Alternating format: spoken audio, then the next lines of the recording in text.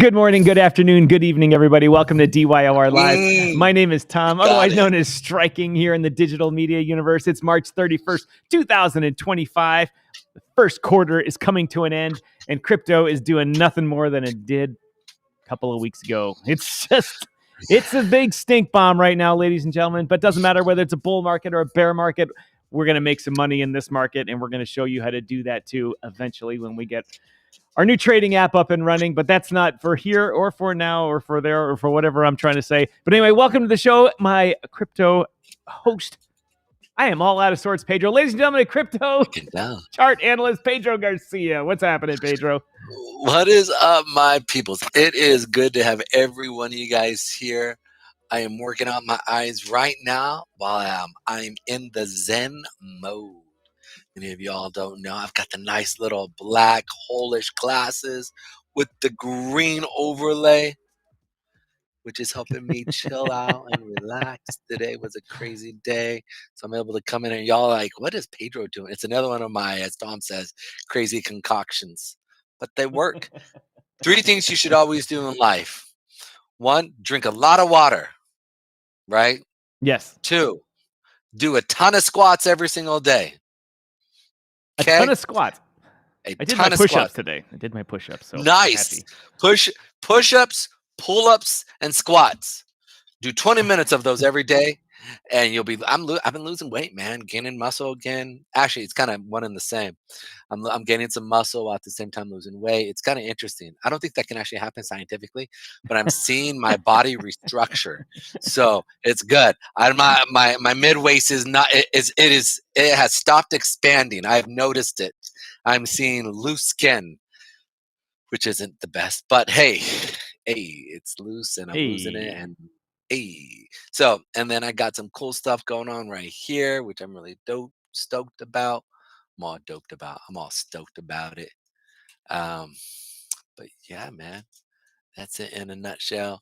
How you doing, man? Tell me. I haven't seen you in forever. I feel like you just stopped caring and left me. What's Pedro, up with that, man? I just bugged out. I had a short trip last week going out to see my daughter in Colorado. Turned into a long trip, so I was supposed to be gone only 3 days. Ended up being gone 7, and it was great. I got some skiing in. I haven't been skiing out west in a long time, and that being up high in the mountains, that's kind of like my mojo place. I don't mean like hiking or rock climbing and anything like that. I'm talking about taking a high-speed lift up the mountain. And you got your skis on, and the weather is nice. Not here in Canada. I'm in Chicago right now. But in Canada, I've been skiing all winter, minus 20, freezing, wind, just mind-blowing cold.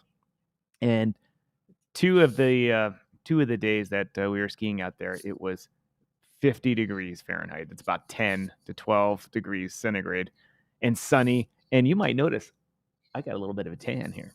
I noticed this, Doc. That's not my camera trick doing it. I got a little red face going on. I got a little bit of tan. And I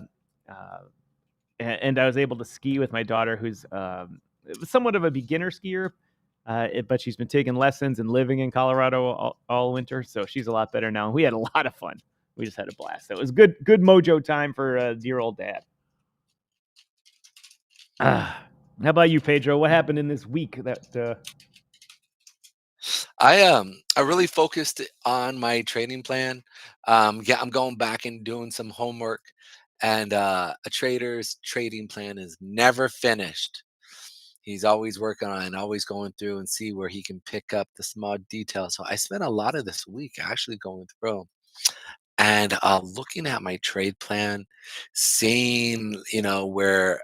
Hey, how about straightening your camera out a little bit there? We're getting half a Stevie Wonder here. Let me see here real quick. I thought I looked pretty good. Oh yeah, dang. What is going on? What's going on? Oh shoot. Why is that doing that? You just move since you don't have you use your phone, so you never leave the camera in the same spot, so you. I got you. All right. You're still off. I see. Give me 1 second so I can. Okay, let's see what's going on. Turn it. Which way? This way right here? There you go. Because on mine, it looks good. So that's why I don't understand why it looks weird now. because it looked good. Let's do this. There. Are you in the center? I am. I'm in the center. And let's hit it, brother. Alrighty. But it's still not showing correctly. I do not understand why. It literally Once shows. again, ladies, the entertainment you Oh, get there here. we go. There we go. There we go. There we go. All right. Okay, let's jam on it. Jam on it. Jam on it. Jam on it. Okay, so check this out with BTC going on here. BTC is having some fun. Again, we still got the correlation between traditional finance or the NASDAQ and BTC. It is still holding hands together and frolicking through the meadow. Really interesting as we're seeing this movement happen, that it's actually playing in a way that it's actually really interesting. If I can say actually one more time, that even make it better. Like meow and and having some good times over here. But I've talked about this now a few times, and we can actually see this in TradFi as well. So I'm going to point out a couple things here with BTC. We can see that we definitely have an increase in red volume as the market is going down, and then a decrease in buyer volume as the market is going up here, right? Boom. Right here. Boom. Again, one of those things that we're looking now, we're watching it kind of sell off here. And I'm expecting it to come down into our lower levels here because, well, as we're coming down here, we're watching volume kind of step in again a little bit off of the seller volume here. So I'm expecting to see this thing come in, come down, and test these lows again and see what happens. There's the 75,000 area here we've been talking about. Many of you guys know we've been talking about it coming down to that 50,000 to 30,000 area as the correlation keeps going on. If the correlation keeps going on, I am expecting the NASDAQ to get down to about $10,000 and hence seeing another kind of a sell-off. If that happens, that will allow a lot of people to make money because people will be buying lower. And so I look at that as a correlation with it. We should then see a not eight, but a 30,000 to 50,000 mark. And then people say, that's not possible because then how the miner is going to make money because they make money at sitting at 15 or 50,000 to $40,000. And that's the point. Because if institutions want to pick up more Bitcoin, who are they fighting with primarily besides the buyers? Anybody? Miners? Bueller, there you go. And so what's going to happen then is all that free Bitcoin will then guess who will be able to mine it for a low price? The government. Why? Because the government can go in and do what? Mess with their own electrical business stuff. Right. So, and that's a technical term, business stuff. Business stuff, yes. Business stuff. So this will be a good little place for them to buy in. There was a nice little pullback to come up to go down. Oh, snaps. My boy, Patty's in the house. What's up? Which direction we going today? And good morning to you. Good morning, you too. Thank you, brother. Thank you, Patty. Also, we got Dr. Chuck in the house as well. Shout out to Dr. Chuck. Good to have you, brother. So much. Both of you guys. You guys are ever faithful, man. Good to have every one of you guys. You can see here, I'm expecting us. Honestly, we had a little bit of a gap this week, right? In the NASDAQ, we kind of gapped down and kind of came back up. We filled the gap on the NASI. And so let me go and take this silliness off. Ooh. Yeah, I forgot. Yeah, there's that. Yep. All right. Oh, Chuck says the miners shut it down at a certain point unless they have capital to cover and looking at long term, or they sell out to an interested party, which could be the government or the Chinese mafia. But he brings up a good point. You know, the miners, they have to make money, and as as it becomes not profitable, they drop out. The difficulty for mining comes down. Yep. It's a self-regulating market. As the difficulty comes down, it gets less expensive. More miners come back in. Difficulty goes up, gets more expensive. It balances out nicely. We would just need the price of all of this Bitcoin stuff to go up to like 300,000. And this problem would solve itself. Yeah, 300,000 Bitcoin, bro. Anyway, good to hear from you, Chuck. Chuck, I almost drove definitely. through Oklahoma on Oklahoma weather. what day did I drive back? Friday.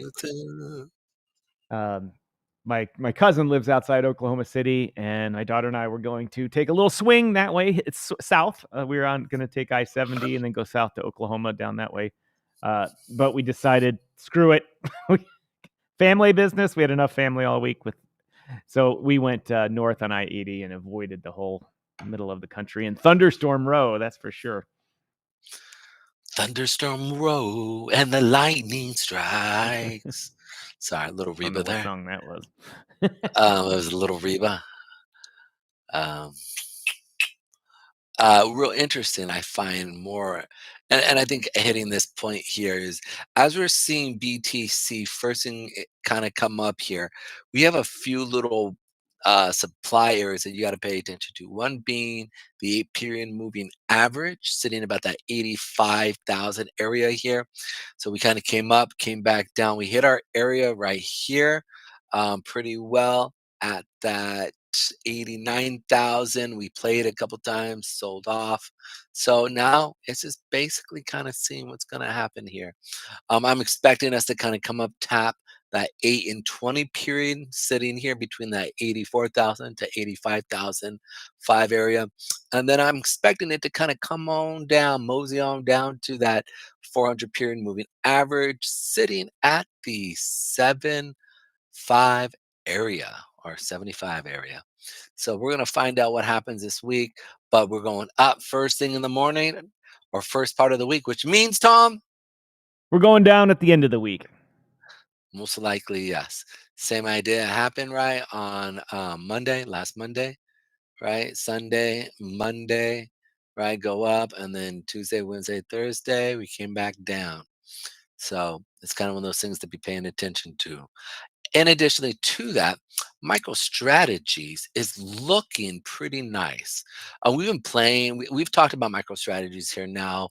Once this huge meteoric, is that the right word? Meteoric? Meteoric, thank you. That's the word I want to use. Meteoric, just explosion here.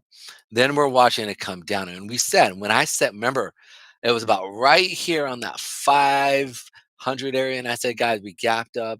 Once we close below that 457, this thing's coming down.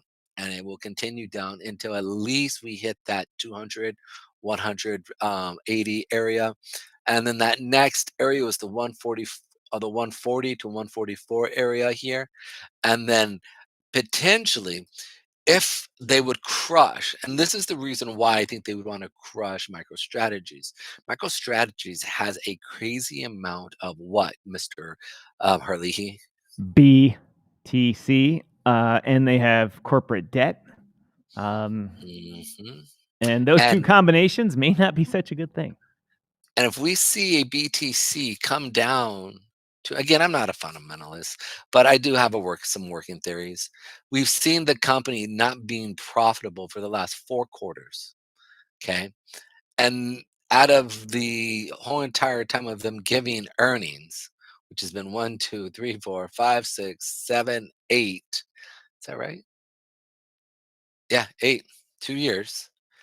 They've only been profitable 3 out of the 8 times. It's not a really good, yeah. So it's really interesting that they're not really making money anymore. And they've got this idea of, hey, if we keep buying Bitcoin, intrinsically, our stock will hold value. But if the value of Bitcoin drops down to 30,000, okay. Bad news, brother. Mr.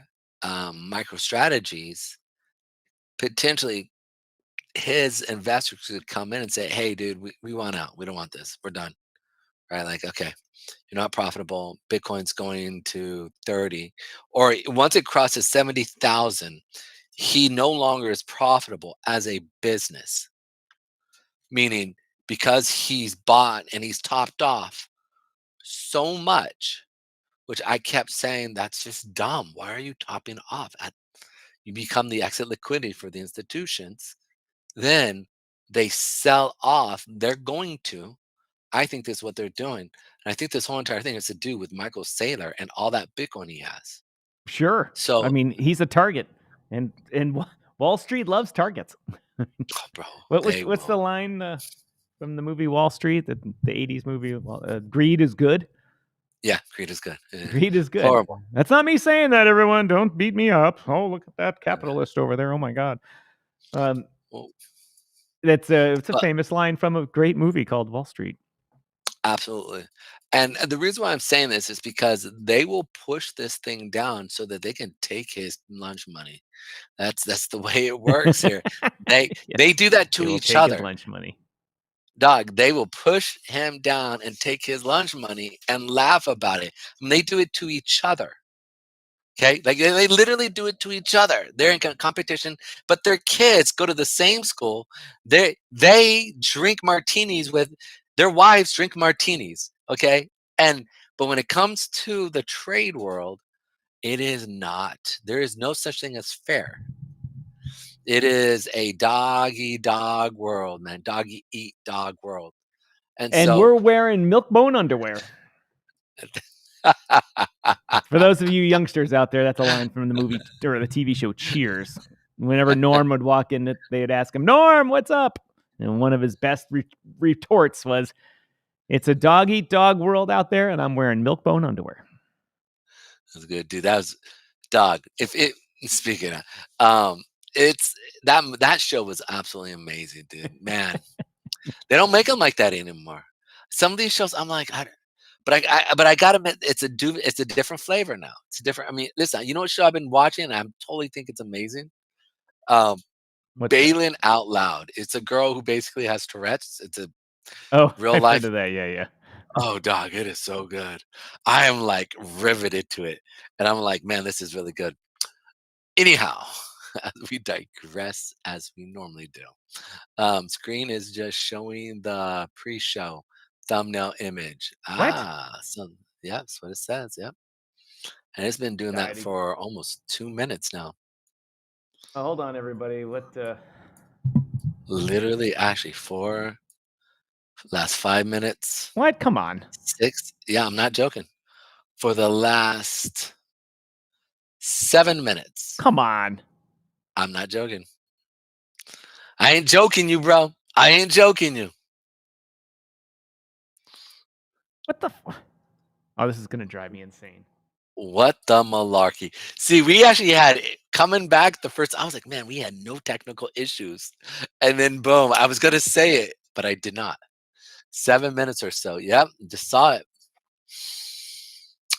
Yep. Shout out also to our guys over at Rumble. Thank you so much for showing up today. We appreciate every one of you guys. Thank you. Yeah, We're their trying. studio's a little buggy here, guys. We need to work on this. Yeah, we definitely gotta. We definitely gotta. It's funny, but it's not. But it's funny. not. Yeah. We got 6 people over, so shout out. We got Mikester. Oh, dang, I am late. Yep. Yep. Alrighty, brother. Good to have you, Mikester. What's up, Mikester? La da da da da. We're gonna go in. Once we got this thing up and running again, we will get going. Mikester. What's up? Yeah, we got it running, but just all right, cool. So I think it's all right. We are good. It looks like it is good. Okay. I think we're good. we are, Pedro. All right.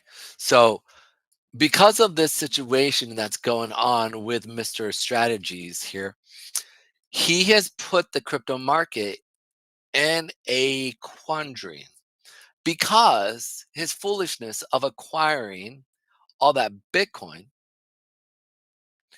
it makes him a target for institutions. And if they can get him to go belly up, oh, how much does he have? 173 billion or 173,000 Bitcoin? That's something crazy. If they can get him to give up the ghost on his business and see MicroStrategies implode on itself, well, all of that Bitcoin would literally go to buyers. It would go to buyers who want to pick up his corporate debt. A lot of that money will be sold off. His Bitcoin will be sold off so that he can take care of his debt obligations. And then from there, we would see a sell off even more. And then you'll see a rebounding, almost like a V shaped situation going on. Which So chart it's is going that to you be got there? My this is camera's frozen right now. microstrategies here. So boom. It's one of those things that actually I'm really curious to see how much Bitcoin he has. Let's check it out here real quick. How much does BTC, or how much does MicroStrategy?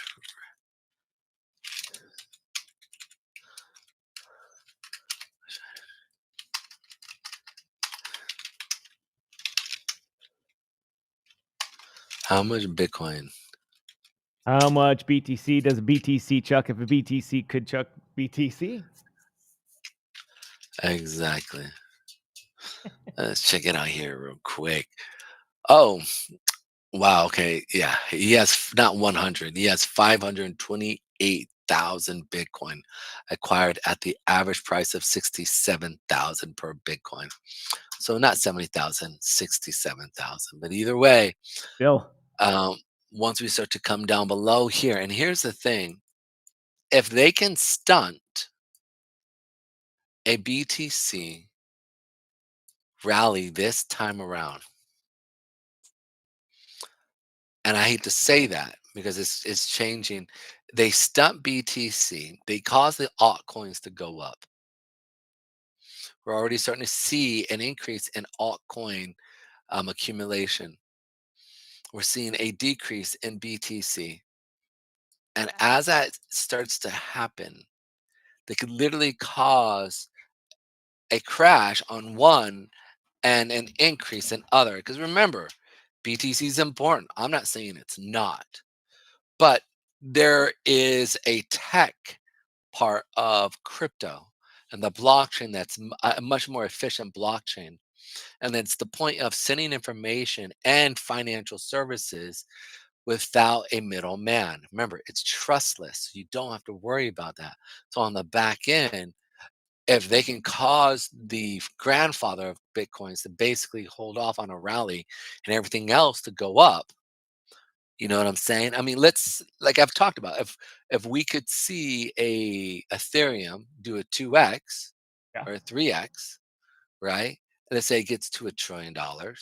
We see then everything else, right, kind of skyrocket. So we could still see everything do really well based on where they want to put their money at. Remember, we have a crypto reserve. It is not a Bitcoin reserve, right? They're two separate things. So you can have two.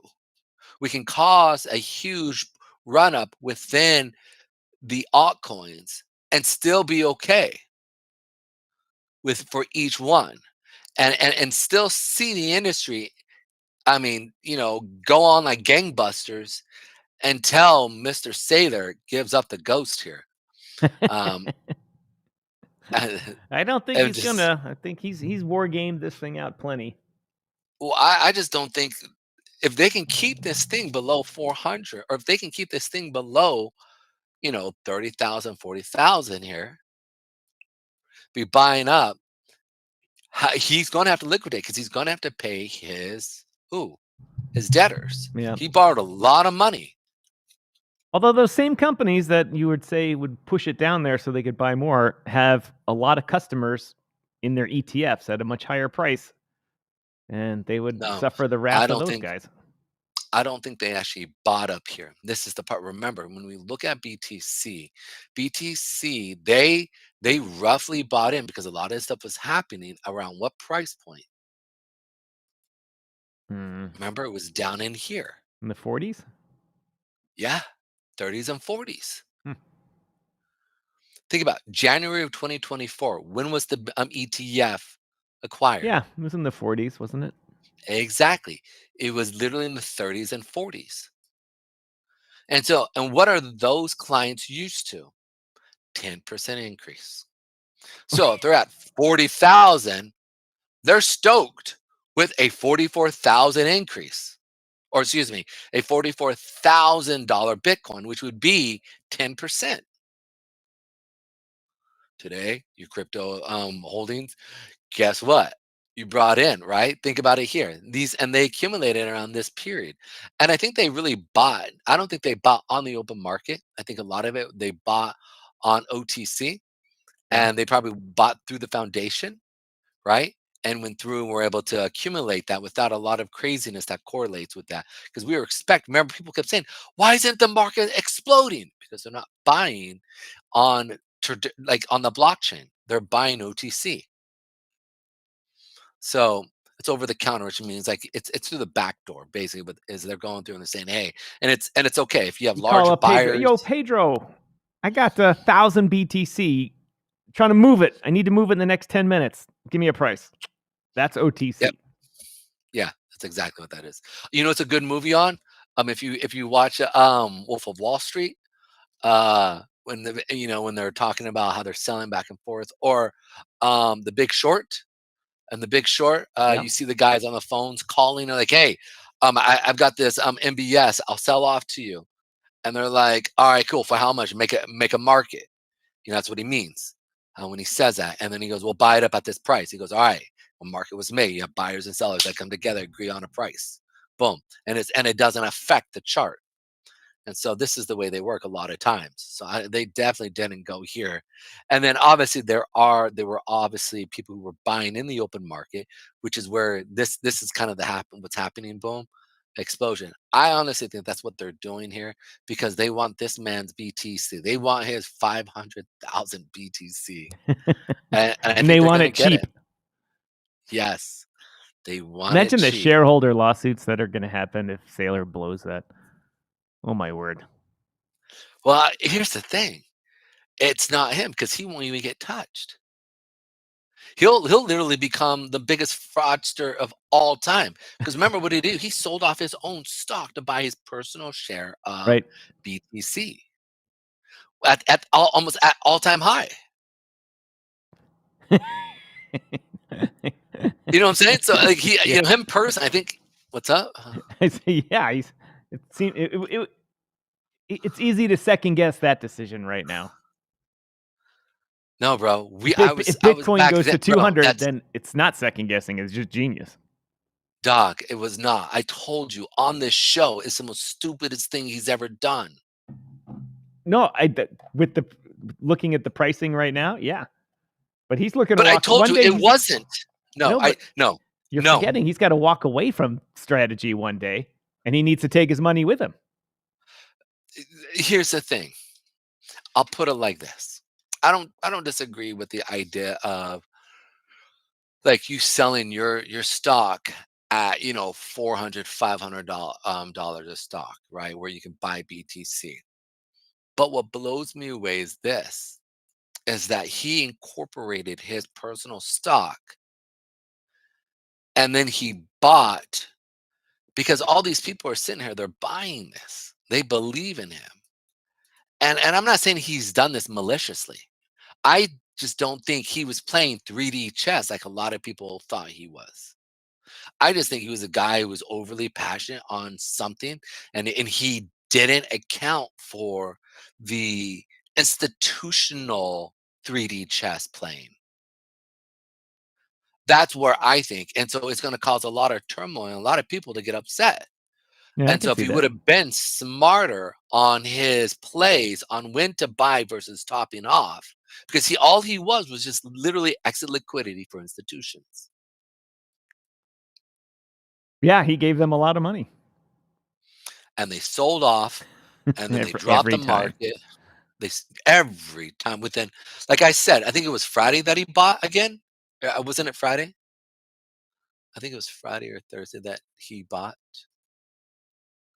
Boom, what was it right here? Right? It came in either Thursday or Friday. He bought and it sold off. Like, when will this man get it? Like, stop being the exit liquidity, buy in on dips.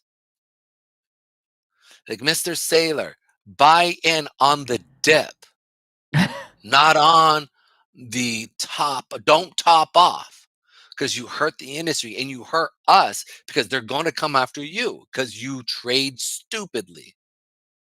The question is why? He's got smart people working for him. Why do you, that? It's not like that. It's a big group of just dumb people over there going, "Hey, let's FOMO into this." There's a reason for it, and we do not know that reason.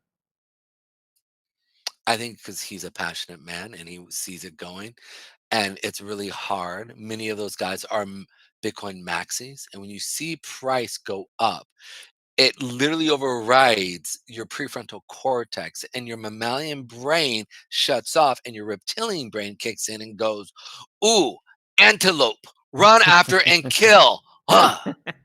That's what happens. That's exactly what happens. I'm almost positive. If ever in one day we become a huge thing and I can sit down and talk to him, I want to sit there and say, "Hey, knucklehead, maybe one day, if it plays out the way I think it's going to play out, and he basically becomes penniless, right? Or he makes so much money, but his company he has to sell off and actually pay debtors, and then in addition to that, sell off the Bitcoin to the government, or figure out a way to work out a deal where half of that Bitcoin gets saved, because the government says we won't allow you to fall completely apart, but we want half your Bitcoin." Right? That's entirely possible. We don't want, Right. because otherwise the Chinese could come in and buy it from him. They're already, bro. They're already buying, dude. China has more Bitcoin than we do. They've No, been buying, dude. that wasn't the point. The point was that would be the Trump administration's excuse to dump Oh a bunch yeah, of money to save the company, yeah. I see what you're saying. or Yeah, just I get buy, it. Yeah, create a national security yeah, executive order saying, "Oh my God, we're not buying Bitcoin. We're rescuing a company for national security issues," and suddenly the U.S. government owns 500,000 more Bitcoin. Well, like yeah. Like they did with the swamp creatures called it in their shows last month, saying, "What's the best way for the U.S. government to get a whole bunch of Bitcoin, and that's to seize it." just to seize it. That's exactly. And as well as, I love that man over there. Both those guys, brilliant men. Absolutely. Don't let them know that, because then it might make their heads get bigger. But what's up, Mr. Alexander? What's up, Mr. Wallin? How y'all doing? Hope you guys are doing. Hope the magical hat that makes the red puff is doing well. Anyways, jumping back here. So here's my question, and we can go into our show here. With what's happening with BTC and the craziness that's happening in the world, how can I make money on the craziness of the world? Hold on. Oh no. Our camera's frozen. It's coming back. Hold on, There you everybody. go. Camera You can do frozen. it. You can do it. Come on, you can do it. Um, let's go. El camera o frozeno. It was funny. I remember talking with why am I forgetting the name, bro? Bro. The CEO of Bitcoin.com. I'm forgetting his name for whatever reason. It's not coming to Colin? me. No, it's not Colin. Michael, Jim, Frank, Bob. No. Why is it forgetting? It's slipping my mind for whatever reason. All right, we'll just say CEO of Bitcoin.com. Yeah, CEO of Bitcoin.com. As we're sitting there talking, I remember I was telling him, I said, the way the institutions work, they're not nice to each other. And we're the redheaded, like, we're not even the stepchild. We're the redheaded upstart that's trying to come in and take away money and power from them. They are not going to play nice with us. They are going to be evil, and they're going to do as much as they can to like help themselves out before before us. They're not going to be nice. And he goes, "What do you mean?" I go, "We can see it happening here and here, and we see it correlating in this sense." Um, and as I was showing him, he was like, "Oh shoot, I didn't see that." I go, "Yeah, it's not. They don't play fair with each other. Why do you think they're going to play fair with us?" And he goes, "Well, I guess we'll wait and see." And I go, and I'll put it like this: our friend, Mr. Michael Saylor, is not going to play. This is not. He's not a genius. And I'm saying he's a smart man. He created a business and he did well. I respect anyone who creates a business. That's never easy, but it doesn't necessarily mean you're smart. It just means that you worked your booty off and you kept persistent. And I think that's what they're going to see. I think that's what we're going to see. I think they're going to drop it, and they're going to literally just keep doing it until the pain, he can't stand it anymore. There's a difference when you're going through the pain and you're poor. You've got to end. But when you're rich, right? When you're rich, there is nothing like seeing your money that you worked your life for go to zero. You'd kill you. I mean, people kill Hey, I've been there. themselves. But Not the on the pain is not on the kill yourself go on. part, but on the watching it go to zero thing. Yeah, like it's a real thing, and you sit there and you're like, I just spent my lifetime building this, and nothing. You have nothing now to show forth for it. Corbin, that's his name. Yeah, I was close with Colin. I was like, it's a Yeah. C in there somewhere. Good dude. What's up, brother? Oh, what do we got going on here in the world of viewers here? Space Cat. Sorry, I'm late, ladies and gentlemen. Space Cat in the house. I don't think I've got any What's sound effects up? run up today, but we'll just give him the old space.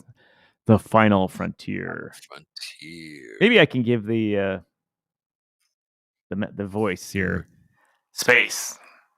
The final frontier. Crypto Mike. Oh, Canada, 51st state. Oh shoot, dude. So I was listening to this guy today, and he was talking about, let's prep this up for what we were talking about, right? Crypto earn. So Tom, with the world completely going crazy, Canada going through becoming more liberal again, their current prime minister is gaining a lot more popularity, and a lot of conservatives have literally gotten just trash talked and pushed down, with Trump becoming almost a most hated person around the world because he wants to make America strong again. He's lost a lot of support from a lot of liberal leaders, which is about 70% of Europe, and a I lot of other places in the I don't world. Go ahead. understand what's going on in Canada. They all they're doing is bashing Trump up there for obvious reasons, tariffs and the whole 51st state stuff, and they're just everything Trump bad because Mr. Trump's been making, we'll call it duty fields of the whole thing, and the liberals install this guy who is essentially Donald Trump. He's a super wealthy businessman who knows all the other super wealthy businessmen in the world. He's been the guy that goes to the WEF all the time. He is the power elite of the liberal. He is connected with the Chinese government to the tune of billions and billions of dollars. And yet the Canadian people are running to him like, oh, you're so great. You're not Trump.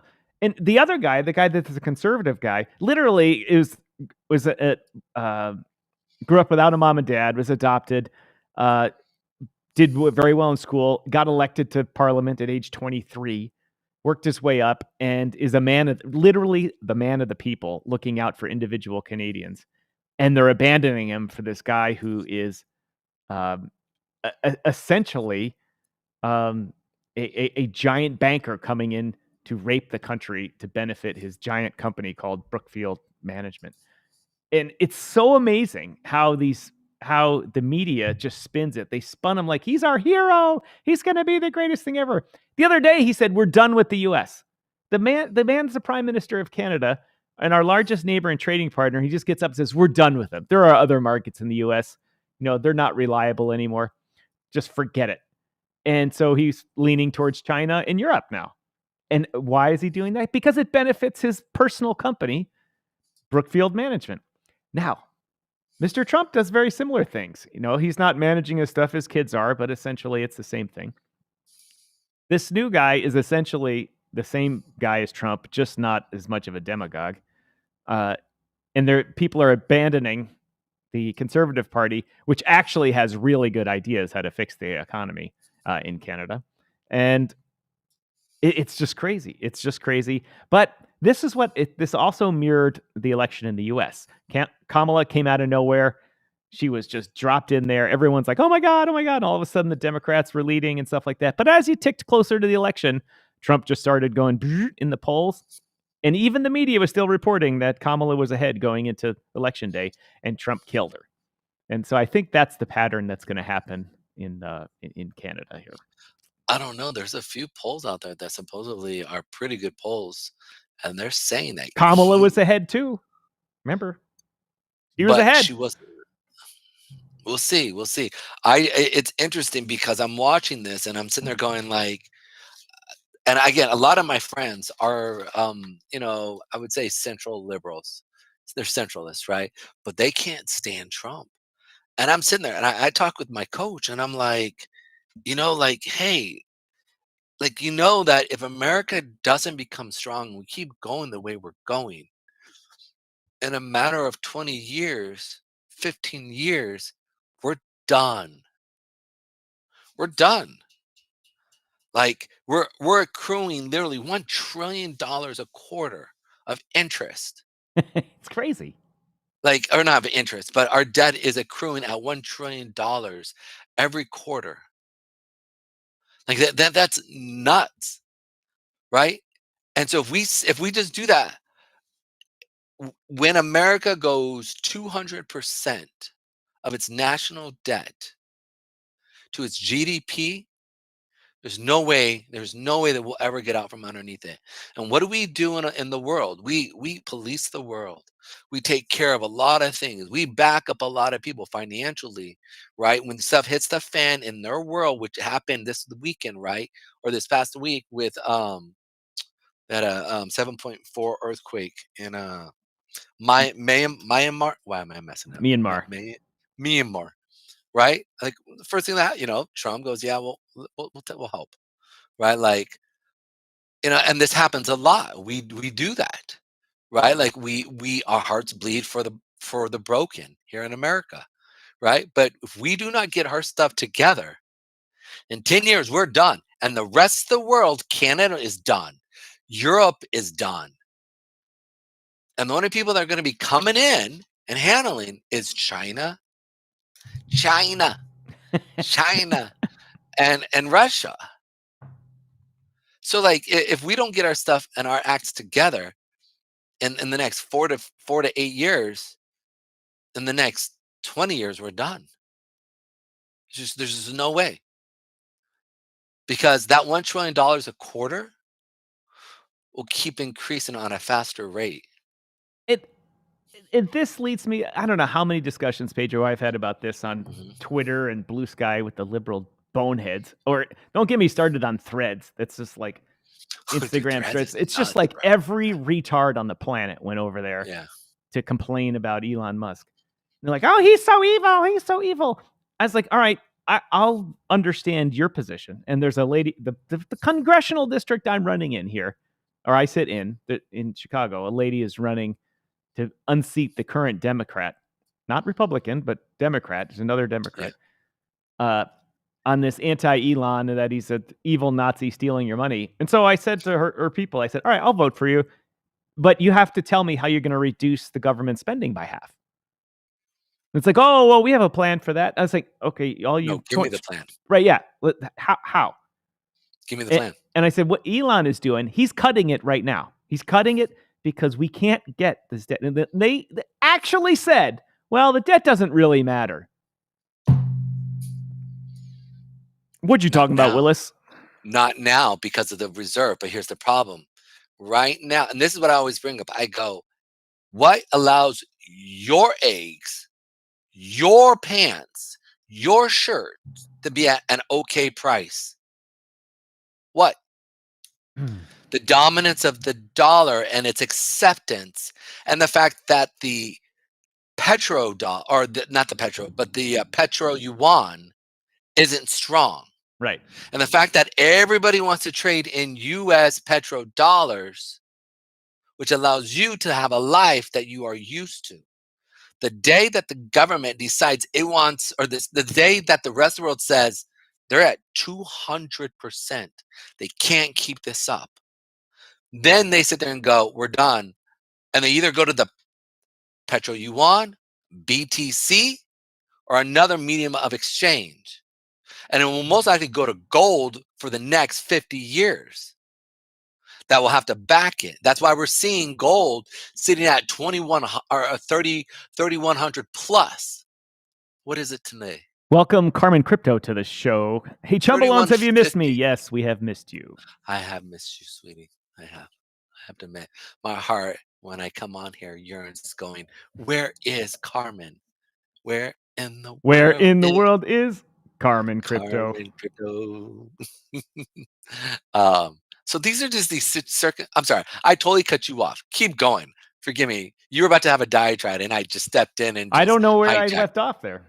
You said that you talked to this lady, and you said to her, how are you going to fix it? And she goes, the dollar doesn't matter. They're like, the debt doesn't matter. They're like, it wasn't her. It was her people that support her. And I was like, yes, it does. I said, we have two. I send them the link, usdebtclock.org. I said, just go here and look at the number, not just how many trillions we owe, like, immediately. Yeah. I said, and in this month, we have to refinance $7 trillion worth in April. $7 trillion. $7 trillion we have to refinance. Trillion. And our unfunded obligations are between 100 and 200 trillion, depending on which way you look at it. And yeah, it's not sustainable, and it's not practical for someone to come in and say, I'm going to fix the federal government and make it better for you, if they don't say, we are going to prevent your children from having to pay this. Because let's remember, the Constitution of the United States guarantees the debt and credit of the United States. And that means, and this has never been put into practice, but in reality, what it means is if the United States defaults on their debt, who has to pay? The people. Because the people guarantee the debt of the United States government. And so you'd have to divide that $35 trillion amongst every living soul in the United States. And in theory, a court in China or a court in Europe who has got their bonds defaulted on could say, all right, well, the Constitution says it's guaranteed right here. And they could attach, legal remedy to every person in the United States for our $200,000 each or whatever it is. And nobody understands that. They're just like, well, who cares? It's just paper money. No, imagine someone coming to you saying, sorry, you owe your share $200,000. Oh, you got 4 kids? Oh, it's you and a wife, so you have 6 people? Oh, that's $1.2 million you owe, and you got to pay your share of the bonds. Mm-hmm. I mean, talk about a financial disaster.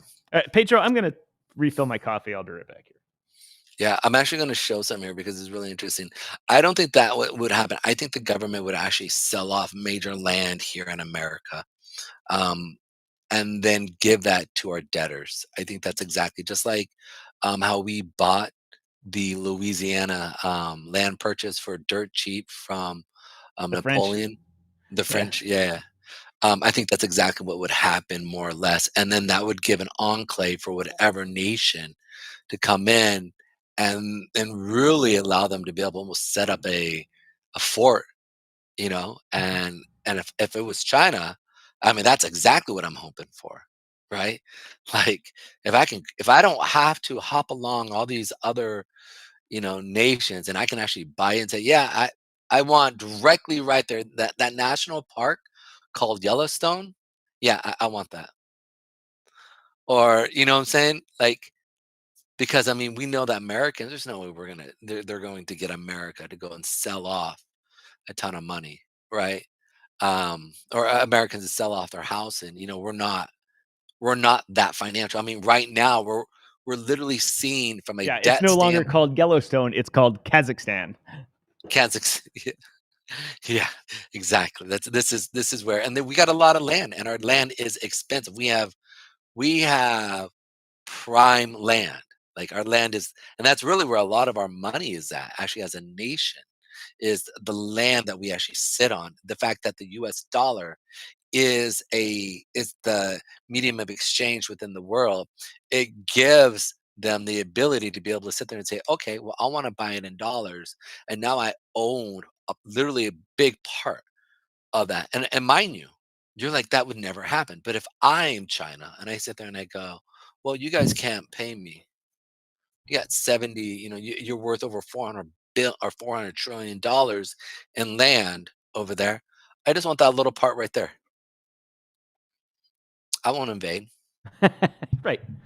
And like Russia might say, "Oh, we want Alaska," and they'll say, "No, you don't get it." It's like, "Well, we bought all these bonds that you defaulted on from China for 10 cents on the dollar, so now we're the debtor, and so we'll trade you all of this land, all of this money or debt for Alaska." Ding, ding, ding, ding. Bye, Alaska. Goodbye. I forget. It's like, so you have million, billion, trillion. So I think our real estate, excuse me, let me rephrase that. So our real estate is worth $77 trillion, or 74 trillion. Sorry. I don't know why I said 77. $74 trillion. Real estate land is worth 24 trillion. Um, Carmen's stock working market, on European time. Sorry to interrupt you, Pedro. it's all good. It's all right. Fiat dollar. What? Oh, this is new. Oh, that's cool. Fed fiat dollar since 1913 to now has dropped 96% in value. Wow. Due US to inflation, Treasury, right? yeah, due to inflation. US Treasury dividend dollar gain in value 10 years 34%. And I don't understand that. I'm gonna have to research that. I don't get what they're talking Well, about there. there's no way to stop inflation if we have inflationary wages. I mean, you tell the Teamsters that the next 20 years of contracts there'll be no increase in salary, for anything. The whole country will come to a halt. Um, imagine if they said, like, this is my argument against what people say, oh, Bitcoin Oh, shoot. is is inflationary or is not inflationary. Uh, so you can't print money to death and devalue things. It's like, okay, how are you going to tell that the unions of the world, not just the United States, of the world, that nobody's ever getting a raise? That's Yeah. just that you're a plumber in the plumbers union. That's what you make, and the only way you can make more money is if you start your own business. Um, but the Actually, that salary is might. $50,000, and it can never go up because there's no inflation. I mean, imagine that. Well, Just that would. imagine that story, and people don't get when they talk about this whole thing about well, the Bitcoin economy. You can't print money to zero. There's no inflation. It's like, oh yeah, want to bet? Well, why don't you ask London about that? Hello, You London. know, hey, can you can we? How about we ask Rome? How about we ask? Who are a couple other people that we could ask? I don't know. The French. They might know a little bit about this. How about we ask maybe Spain? I think Spain would be a good country to talk to about. Oh, maybe I'm wrong. I mean, because remember, these were all major empires, and they let their debt get so far out of whack that they, well, couldn't pay their own people and their own, you know, And now there's military. right, and their empires collapsed. And now the same thing's happening in those countries with productivity. It's productivity. Everyone, like, every time that the French government says, "All right, we don't want people to retire at age 63 now. We want people to retire at age 60, like 4.5." They lose their shit. They lose the people go crazy and they say, "Oh, I've worked for 25 years, so now you have to pay me for the next 40 years." Which is not people used to die at age 65. Now they don't. Now they live to be 90 or 100. And so these countries are suffering now from the inflationary effects of having to print money to feed pensions. And so, this leads me back to just talking about Bitcoin and how Right here. the people are just like, "Oh, you can't, it's not, there's no inflation in Bitcoin." It's like, did you even take one economic class at all about how shit works in the world? Drives me crazy. I agree. It's interesting. Doge hit over $250 billion in savings. They are well on track. And I'm speaking to the interview that he did on Fox. Felt like it was a little bit like child's play, but it did allow Elon Musk to come out and talk about what he's seeing, what he's doing, what's actually happening. So we'll see what happens there. The other part I wanted to bring about is DeFi bankless futures, which I thought was really, this is a new thing that's here, which I thought was really interesting. U.S. federal interest savings per year, which I thought was Is that really on this debt interesting. clock thing? Yeah, yeah. So they up and they bring on like new stuff and they switch out and put it back to the old one and then they bring on other new metrics. So I just thought it was really interesting. But what blew me away was that they actually had DeFi bankless futures and like savings, like the amount of money that's actually being saved to Americans per adult, right? What's actually being created for Americans for the why am I forgetting what that's called? The money for from some of the stuff that they bought and why am I forgetting what it's They called? bought in? Bought. They bought. Thank you. Bought. Um why am I forgetting what it's called? That thing that I don't most know what the countries hell have, you're talking about. sovereign wealth fund. Holy crap, that was so hard for me to sit there and say. But what I thought was really interesting is that they actually have this as a metric. I think that's what immense savings from the elimination of the fractional reserve banking system. Oh, that's what I meant. Oh, I thought it was something else. So, laugh a lot, dude. It's so funny. I was just thinking about you like 20 minutes ago, dude. Talking about serendipitous. Yeah, I mentioned. Ja- I sorry, I mentioned you on our What are you show. typing? Not my bad. Um, so it was really interesting, and Pedro's on a sidetrack. sorry, ADD kicking in. Y'all know it. You're used to it. All right, now let's focus here. This is really interesting that this idea that the well, just what it said. If we eliminate the What Federal screen are you Reserve, looking at? the one right here, my Debt U.S. debt clock? clock. Yeah, it says U.S. commercial banking expense paid on interest bearing accounts. So if this so is this happening? Source Federal Reserve real time running totals. I guess this is really happening.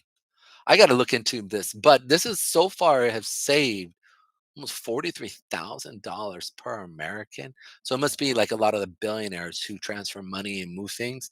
They're no longer going through um, a few of the systems, and yeah, it looks like they're going through just the blockchain to send money. It's really interesting. This is the amount of money it's actually been saved. Oh, that is really U.S. total interest. We must be tapping into God's plan. Preach. So the reason why I'm saying this is what I feel, and again, this is what I feel. I do not know, but I mean, with a lot of my hypotheses do come correct, and same thing with Tom's, right? Um, I'm honestly thinking that if we can raise money, if Trump can bring in over, you know, if that dude could bring in $10 trillion over the next 4 years of business into America, I mean, the man's already set up. What is it, 2.4 trillion so far? Yeah, it But makes if it makes a big difference. it really would. And here's the thing: we already know. Um, the next day, throw me a prayer when you have time. It's Flight just soon, time. Okay.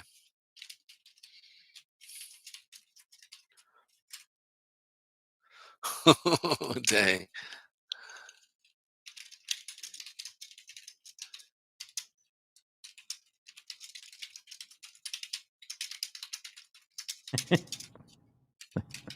Sorry, guys. they're I'm just almost having done right two now. conversations at once. 3 actually, so it's all good. That we roll here, ladies and Thank gentlemen. you. But anyway, for those of you watching on Rumble, thank you very much. I really appreciate everybody on Rumble. Rumble's been very good to us lately. We're waiting to hear back whether we've made their creator program or not. Can't see why not. Some of the shows that have been put on the creator program are terrible. And we are awesome, of course, right? Yes, thank you very much. But anyway, it makes a big difference when the people watching hit that like button, drop a comment, something like that, share it, send us $1,000 in a rant, all the simple things like that. Yes, that would be great. But not too much. Not too much. Anyway, but while Pedro's still finishing it, I put up the Yeah, sorry. today's topic of the day, because we're going to be on the air later talking about the launch of this project called ICERAID. Yes, let's talk about that. ICERAID is one of the latest products under the GovFi banner. GovFi is the concept that the government that pays employees and bureaucrats to do certain work, instead of doing that, should Web3 everything that they can and turn it over to citizens to make the money, to essentially crowdsource. The first one of these things was our show sponsor, Audit Chain's Pacioli validating node, which takes over from the SEC, the validating of SEC filings. And you can own the node that does that and get paid. So when Tesla and Microsoft and those people submit their stuff, if people want to validate it and make sure they're correct, or if Tesla and Microsoft want to validate them to make sure they're correct before they submit it, you get paid. You get paid for doing that, and the SEC doesn't have to hire fleets of lawyers and consultants and all that kind of stuff to go over these things.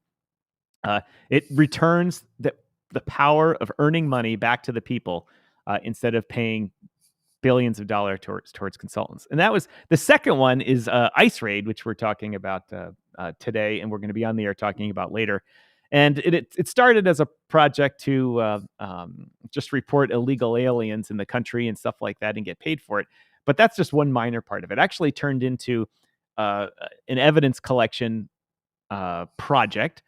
So you can report kidnapping, terrorism, lighting Teslas on fire, illegal immigration, murder, crime, all different types of crimes. And if they checks out as being legitimate, you get paid to do it. So essentially, the people are incentivized to report crime, to report things that the government otherwise would have to spend a lot of money trying to figure out. And because it's on blockchain, a couple of things. Law enforcement has access to it. And two, it's immutable, meaning that the police generally, when they get tips, have to worry about chain of command. Is evident if a picture is taken and all this type of stuff. When this pictures get uploaded to ICERAID, it has the metadata on it from your camera. And that goes right into the blockchain, and it can't be changed. So the police can count on it that the picture was legitimate. So it's a great thing. The project is launching later. It's got some big people behind it in the crypto industry. People that helped found Dogecoin, people that have helped found different level 1 blockchains. And not only that, but the dev team from Audit Chain developing these GovFi protocols is also now developing this. And this is the second project in GovFi, and the second one won't be the last. There's going to be a lot. The goal is to try and convert the IRS into a GovFi project in which 90% of the IRS functions get moved onto blockchain and smart contracts. Face it, we don't need tons of people. Most tax returns in the United States are simple. Even complicated ones with crypto filing and all that, ultimately it's rules-based. Anything rules-based, Audit Chain's validating nodes and Pacioli can handle ensuring they're correct and following the protocols in what they call the taxonomy that's developed for it. And so as we move these things out away from just government functions into the people, the innovation that will develop, because whenever you make data, and I don't mean your personal tax information, all that stays encrypted just like it is now with the IRS. But when your people are allowed to innovate, transparency happens. Like all this stuff with Doge, imagine if that whole USAID program, all of those projects were actually available for public review. Hey, Tom? Yes, sir. I wanted to introduce. Can you start that over? If you don't mind. Can you start that over to what you just said, starting from right now on the show? Hi, my name is Tom. Welcome to DYOR. No, what you were talking about, ICE. With ICERAID. Yes, ICERAID. Start that over from this point on. Go. Ladies and gentlemen, ICERAID is the next GovFi project to come out of the development group from Audit Chain. Their first was Pacioli, which validates SEC filings automatically, not automatically, but via Web3 validating nodes. And ICERAID is the second one to come out. And what ICERAID does is it is essentially, it's starting out as a crime reporting tool that you get rewards in Solana for reporting crime that ICERAID uses the metadata from your photographs that you upload. It uses artificial intelligence. Uses artificial intelligence to look at the picture to see what's going on, and then has a little bit of a manual and review process to make sure people aren't spamming and that type of stuff. And what it does is it provides an immutable record of whatever crime you're witnessing. Say you're a Tesla owner and you have your video from your car of somebody keying it. You can upload that video or that picture or a frame from it and put it out there, and it goes on a map. I'd bring it up, but my computer's going to explode if I put any more resources to it. You can put it on a map of the United States and click on these things and find out where they're happening, and other people can corroborate the evidence. Other people can, law enforcement can look at it and say, all right, we want to grab that photo and run it through our facial recognition systems or the driver's license databases and take action on it. Because as this stuff gets uploaded, it's a blockchain, and blockchains are immutable records. So police don't have to worry about the chain of evidence and all this type of stuff. The metadata is there. The time it's uploaded. It's anonymous because it's blockchain. You use a Solana wallet to do the uploading. And so you don't even have to say who you are. All the police want to know is who is where, what crime is being committed, and what evidence can be collected for it. ICERAID does all of that. And it's amazing. It started out with the point was for illegal immigration to be reported. I don't mean like, there's cousin Maria who's in the US. I mean, these guys that are getting kicked out and going back to Venezuela and stuff. We're starting to hear rumbles that one gang member wants to report the other guy, the ops guy. The Venezuelan guys want to report the MS-13 guys. And then the police get information on both and deport all of them. But with the rise in the anti-Elon stuff, they're charging people with domestic terrorism, which is bad news. People don't get involved in movements like this, because if you just randomly key a car because the guy's a jerk, then you get destruction of property charges. But if you're part of a movement that's saying to rise up and resist, and you key cars and light them on fire, that's domestic terrorism, and that's 20 years in federal prison. And federal prison, no parole.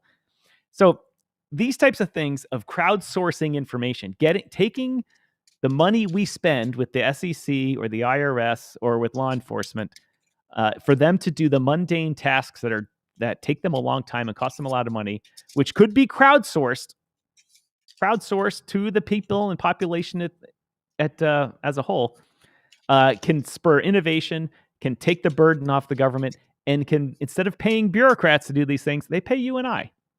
And that's the amazing part of it. They pay you and I. And I have a great example of the real world. This is launching today, ICERAID, at 4 p.m. today, Eastern time. But I have a real world example of how it happened in Chicago. I had a friend who actually helped open up the data for the city of Chicago. And one of the things is that they had the street cleaning and the plow trucks and all that stuff. And they just opened the data up, the GPS data where these trucks were, and just said, internet, do your thing with it. And immediately people wrote apps to track where these vehicles go. And there wasn't a scam going on. They just uncovered inefficiencies. They said, well, this plow always goes this direction. If they would, like the UPS drivers, if they say keep going right, they would be more efficient. And you could see how many times your street got cleaned. And of course, the alderman's street, the city councilman's street got cleaned first all the time. I get that.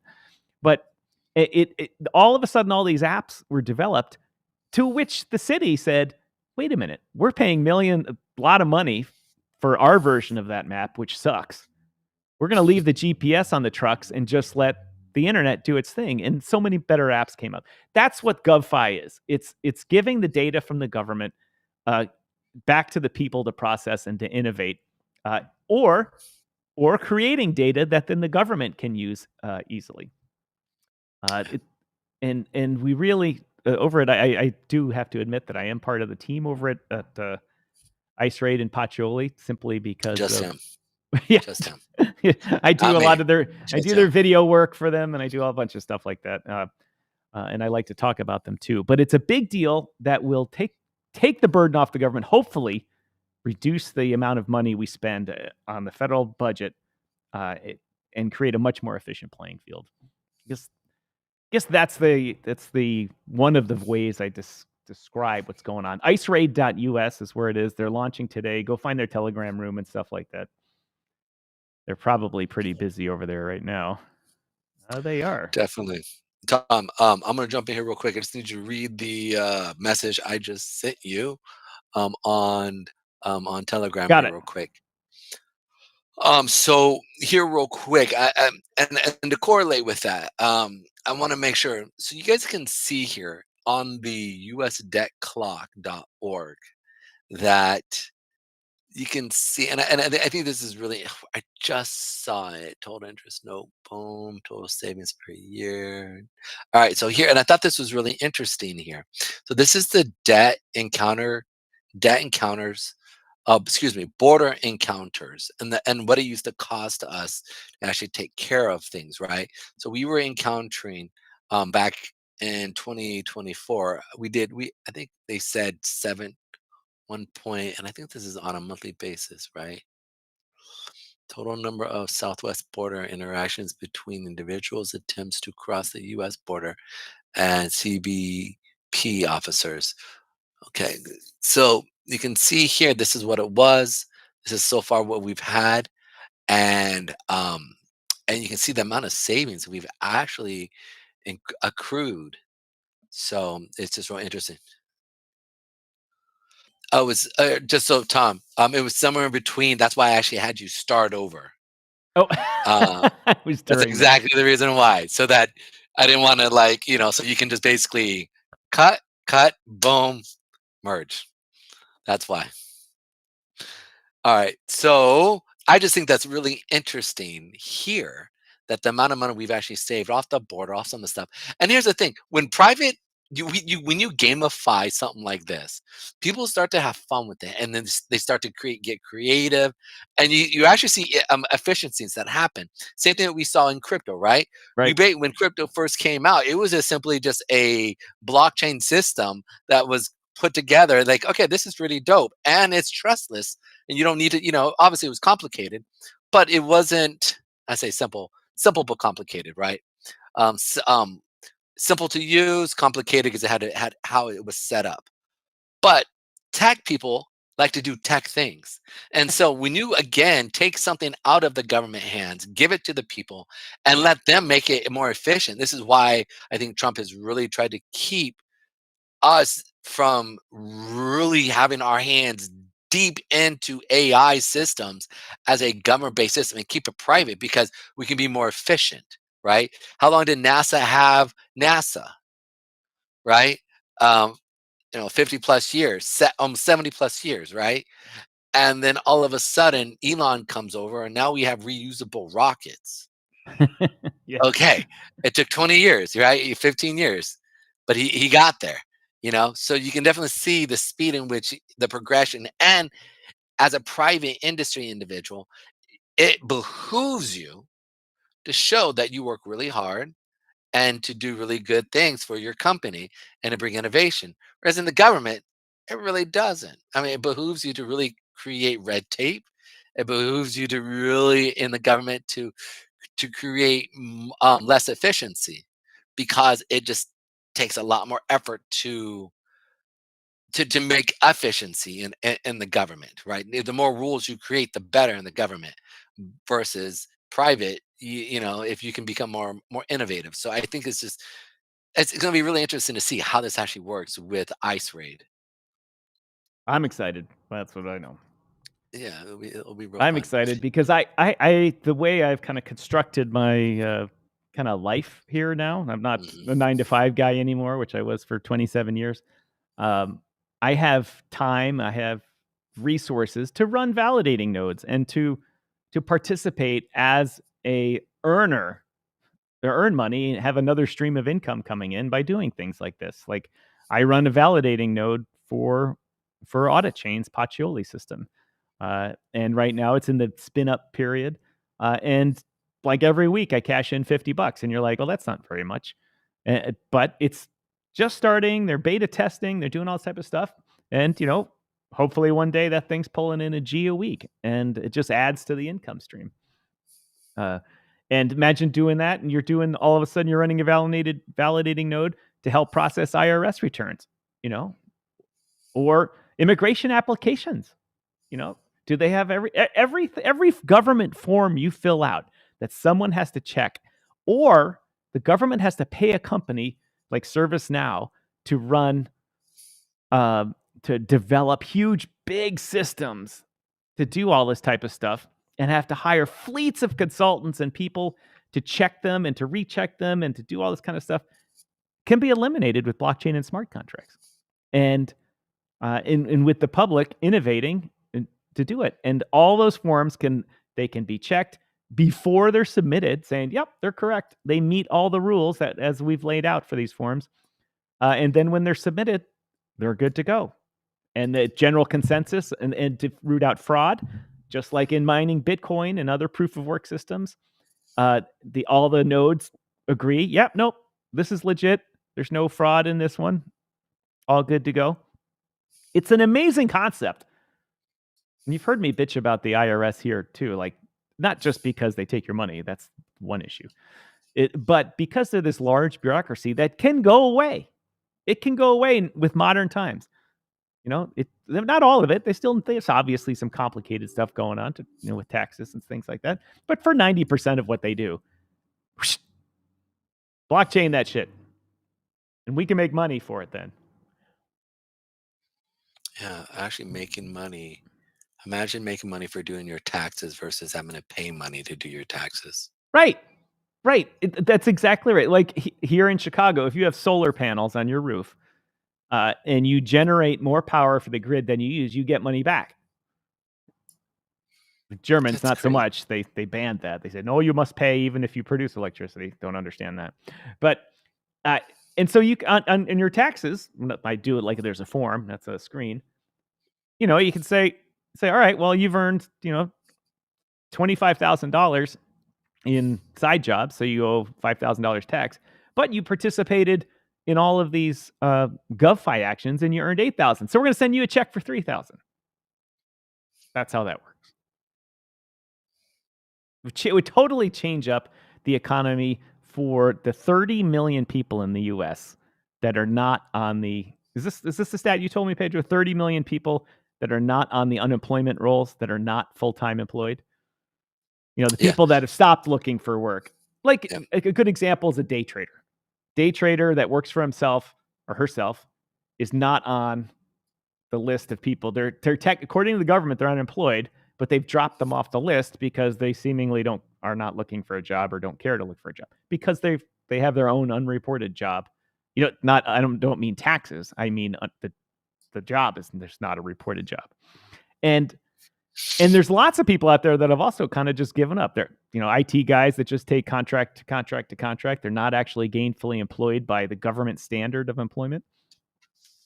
And bring all these people back into the fold here for earning money. And then the government know about it and would know the accurate number of people that are actually gainfully employed in the United States. Well, imagine, it would allow women, like imagine single, a single working house, whereas the husband can go out and work and then the mom stay home, take care of the kids, and literally, or dads, whatever, right? You can actually bring in some side income by doing little things like this, and be like, okay, I'm gonna take an hour a day. The kid's taking a nap, and I'm gonna go through and I'm gonna see how I can do this, right? And bring in maybe an extra $100 a week. Well, You I know, agreed. One of the biggest social problems that we've had as a Western nation, this is a side tangent, let me tell you. One of the biggest social problems we've had is women getting into the workforce. Now, people are going to say, what oh are you wait, talking about? wait, But wait. By the way, wait, I have to jump in here real quick. yeah, By the way, since we've started our US deck or our show, the American people, every one of us, wealth per citizen has gone up $2.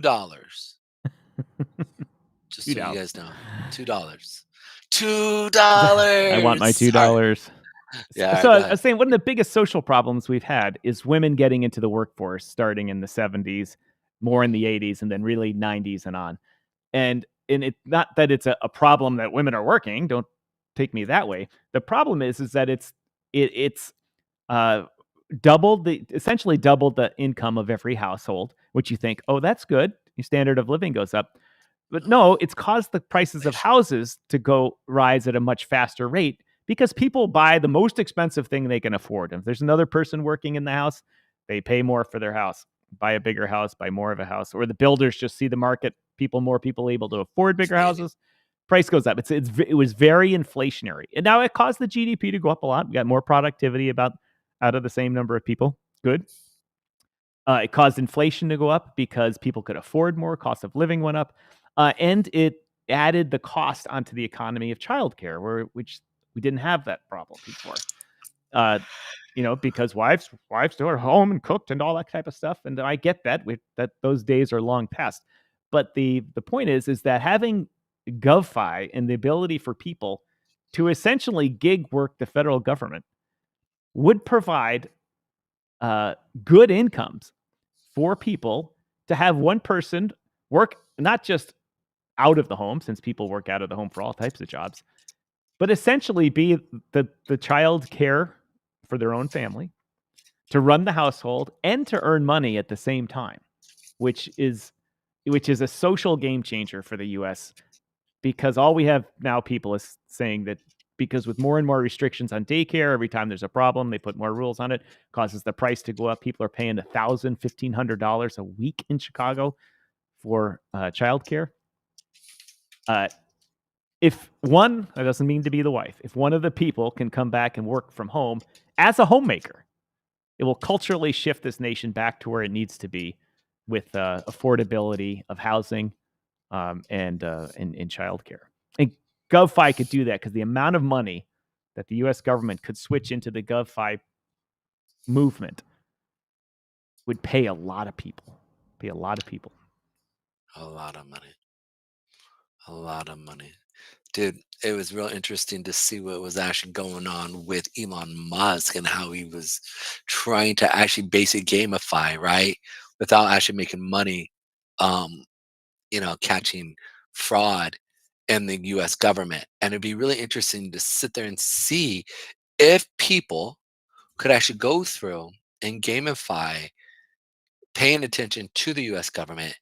And now that they're, connecting a lot of these open. Welcome Corbin they Fraser to the show. Oh, what up, Corbin? It's good to see you, brother. I think going through and gamifying, catching government fraud and waste, right, would literally imagine the efficiency if they set that up and just basically they just have watchers who go through and make money. Imagine if, like you said, if they were able to do this, what do you think? I mean, how efficient do you think we could make the US government if we were to do that exact thing that ICE is doing with with the US government fraud? And every time they come up with a contract, they have to go, and if, like, let's say they miss a field, right? Oh, I get a token here. If I say, what is this field? Right? Kind of like how I get like little not X tokens, but when I make comments on a lot of those or do a community note, it builds my ranking, right? Absolutely. And so imagine if we could actually do something like that in the US government that tokenizes the efficiency of the government. And like the government says, all right, here's $1 for you. Thank you. Now you might have done might have done $10. You might have done a couple hours, then you make $1. But here's the thing. Imagine how many, I would definitely be the guy going through, almost like trading, like, did they do it?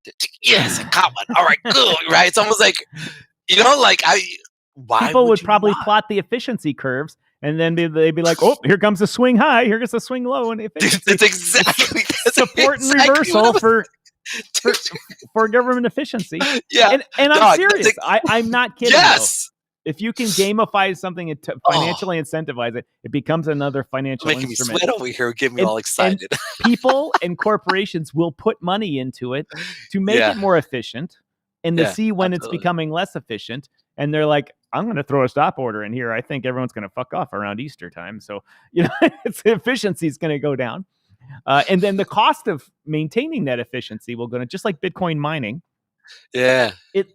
I mean, there's so vast amounts of the U.S. government that could do that in contracting, in just dealing, all the stuff that could happen, in which the government could be paying people $1, $2, $3 at a time for doing stuff.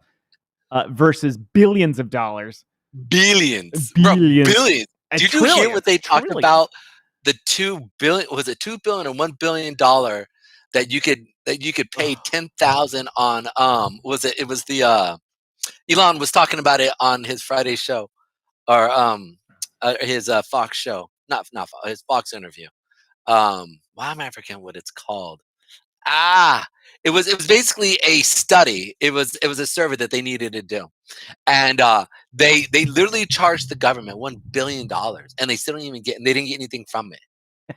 like it was just like $1 billion. I mean, it's like those Doge things that you see them put with the money they're spending on. I got to tell you, Pedro, I was a government contractor for a long time, and all my contracts were between like $250,000 and $20 at a time. Or I'm sorry, and $250,000 and like $2 million at a time. And the struggle, and this is stuff the government needed. Like, they had to buy, it was needed. People were dying without these products. And then to see them throwing $50 million. I mean, it would take months. It takes 6 months. The government, they have to do budgets and just got to jockey the money around, and like, oh my God, we don't have authorization for that. And these saved Americans' lives. They could barely get the money for it. Yeah. And then you see the thing where that there's like, $500 million for Venezuelan cross-dressing or promoting feminism in Argentina. And you're like, right.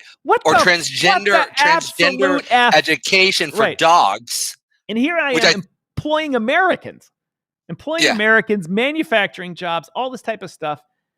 And to see the government waste this money, which I'm like, I mean, absolutely. The $500 million in U.S. government contracting sent to an American company. I don't mean big behemoth defense contractor, which it has overhead absorption of 75%. I mean, like in small business America's $500 million is like a $7 to $10 billion supply chain boost to the economy because of supply chain management and all that type of Subcontractor stuff. plus his other Yeah. subcontractors and it Yeah, being and the incorporated with taxes company. generated, the mortgages paid, all that type of stuff. It's a massive, massive return on investment.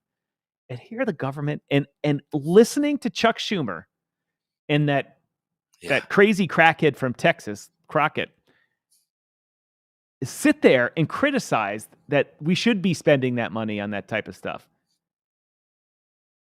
It makes sense. Like I sat there sometimes, and also I hear some of the neocons talking crazy as well.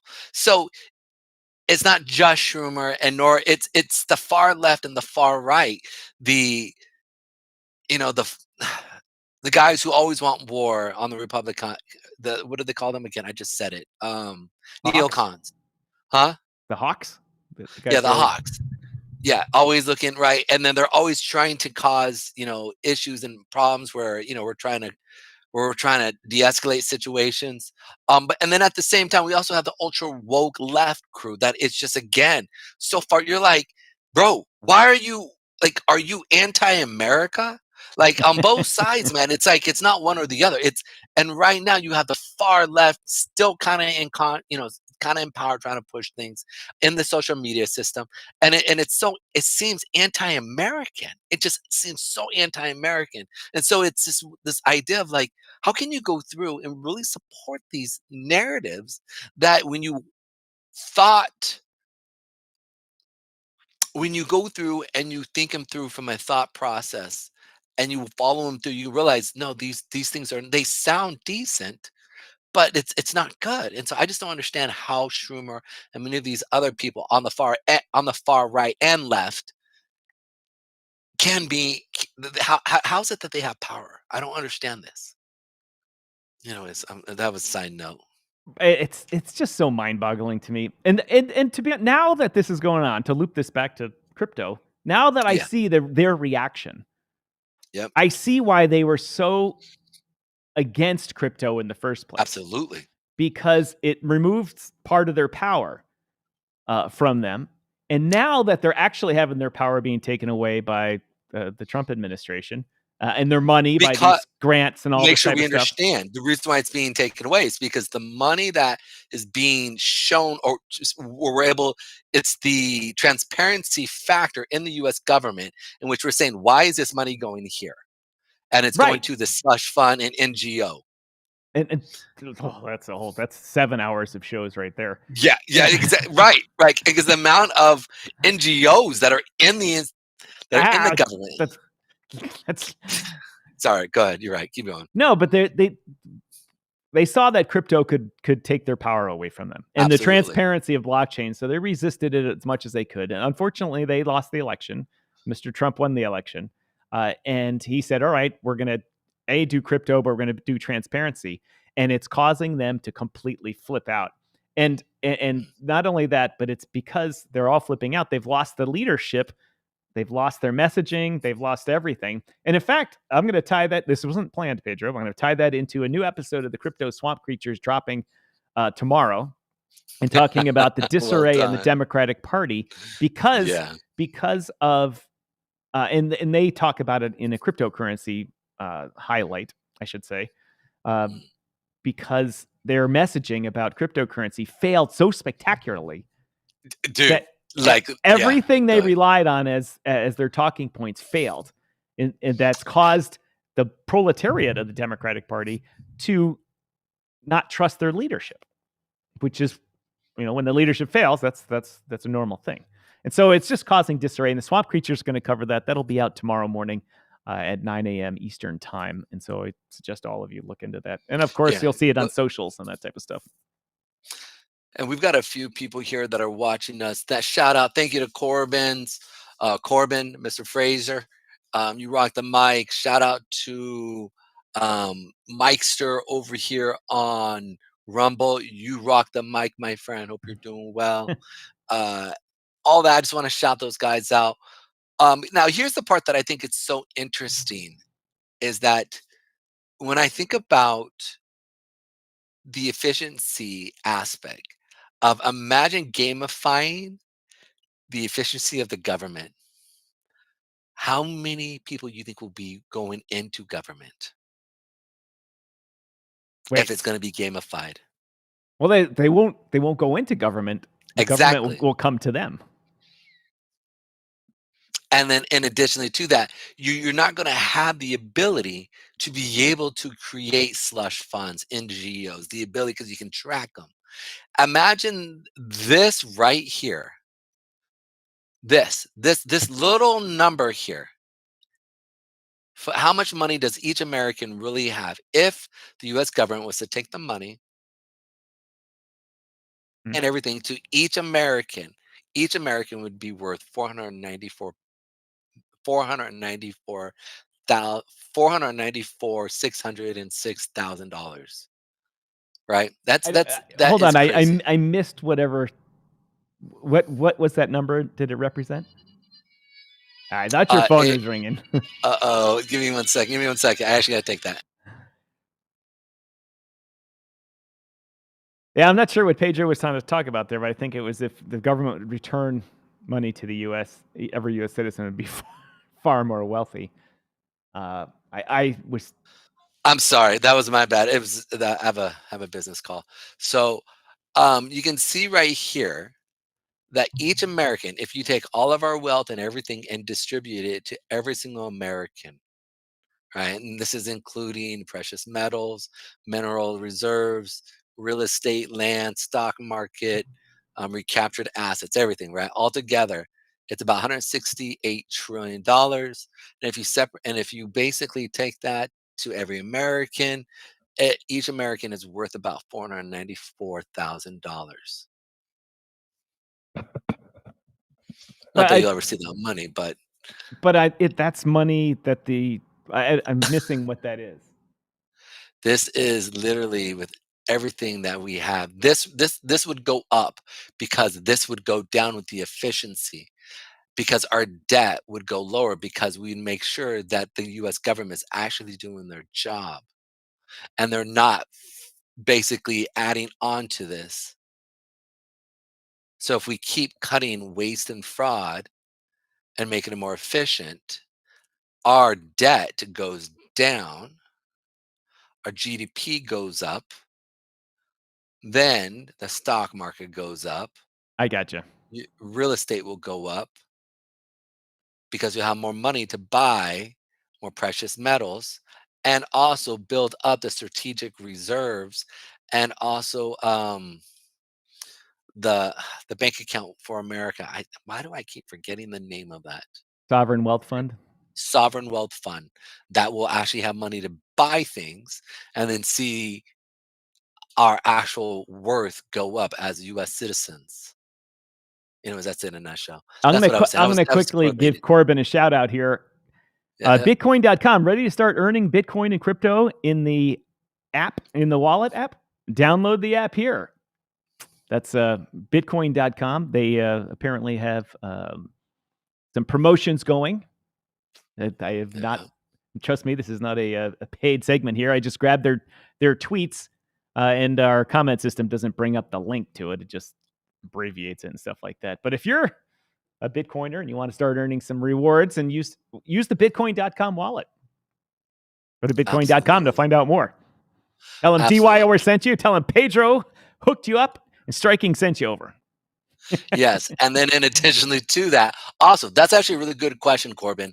Um, do you see his question there? He says, "What's your guys' read on WL the world? Or what is that? Wilfi? What? Why am I? Where's my glass? I can't see that. What's your Can guys' you see read that? on WLFi? They considered GovFi or old school Aave like DeFi. I don't know what WLFi is. Yeah, I don't know what Wilfi is. Can you elaborate on that, Mr. Corbin? Boom. Let's see here real quick.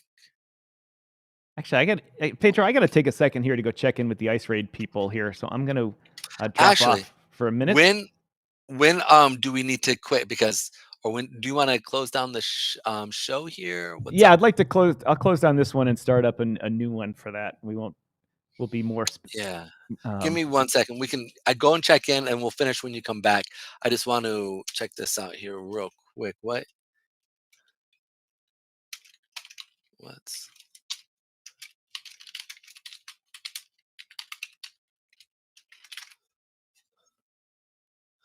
let's see. As of now, MicroStrategy. Is that MicroStrategies?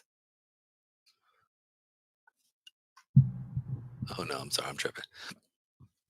WILFI stands for World Liberty Financial. Ah, yes. A decentralized finance DeFi project backed by Donald Trump and his family. Its goal is to strengthen the global status of US pegged stablecoins in the DeFi space. The project used the Aave version 3 infrastructure to create a marketplace for borrowing and lending cryptocurrencies. The World Liberty financial token is a governance only token, meaning it doesn't have financial rights or generates returns. Instead, it allows holders to vote on protocol upgrades and strategic decisions. Does this align with what you were curious about? Yes, that's definitely yes. Yeah, I actually like it. The truth is when I think about what they're doing, they're not really trying to run it, right? Like, but except, and this is what I found really interesting. But they're just simply trying to make sure that it honestly takes power away from major banks, right? And it really puts the power back into the people by buying stable coins. One thing that Swift really was able to do is charge so much money and give money to the banksters and a lot of that money, and that's actually where this stands in. This is the actual processors, the DeFi bankless futures. That's really where that is really holding on to, talking about stable coins and really stepping away from the Federal Reserve banking system and actually allowing us to have a trustless system, or a system where you don't need somebody to be a governor of that and then say, okay, they gave this. It's on the blockchain. And so that's what the idea of trustless means, is that from a standpoint that I can send you direct money without an intermediary. And that intermediary gets a VIG, a fee for that, and then they pass that money along because they were a intermediary. It's like, I'm offering my protection to you. Why are you giving me hassle, right? It's old status. I hate to say it, but it's almost mobbery or mob bankery, or banksters, not gangsters. Anyways, go ahead, my friend. So The yeah. ICERAID launch has been delayed due to security threats. Oh, they're getting dog. I can imagine. Which is actually good because it's bringing attention to the project. In Yes. fact, a big website called the National File, it's one of the big Washington D.C. websites, has put ICERAID in giving them some major real estate about the project launching and that type of stuff. And ICERAID, they've actually had to deploy. I'm not telling you anything secret. It's in their Telegram room. They've had to deploy a number of fake contracts and dummy contracts out there because of the attacks that people are already trying to bring upon them. And Pedro, I don't know if you noticed yesterday, but in New Mexico, the state Republican Party headquarters was firebombed. Yeah, I know. It didn't get it. Amazing how it didn't get much national news. You have to kind of go look for it. I didn't even see it. I literally subscribe to like 24 different like news systems. Anyway, so there's some controversy going on, and so the ICERAID project, there'll be a VC in their Telegram room tonight to talk about it. I'm sure I will be there covering it, so we don't have to go live. We can, in fact, since we had the whole afternoon scheduled, we can just keep talking. Keep on dogging. Shout out to Bitcoin.com. So we might become a sponsoree for some people. So you might be seeing some extra sponsors here down at the lower bottom here. Like we say, shout out to BitFi, Space Lounge, Audit Chain, Firefox TV. Whoop whoop. Whoop. Shout out to those guys. Did you know you can earn free crypto rewards in the Bitcoin.com wallet app? Complete simple tasks. Oh, wait, it disappeared. I was trying to do the whole thing in the good voice. Let's try it again. Yeah. Hey, everybody, did you know that you can earn free crypto rewards in the Bitcoin.com wallet? Complete simple tasks like checking the price of Bitcoin and reading Bitcoin crypto news, and sit back and your rewards roll in. Ladies and gentlemen, Bitcoin.com's new wallet, earn rewards just for checking the Bitcoin price. And So check it out. And I have to imagine looking at the ads that they run in the wallet too.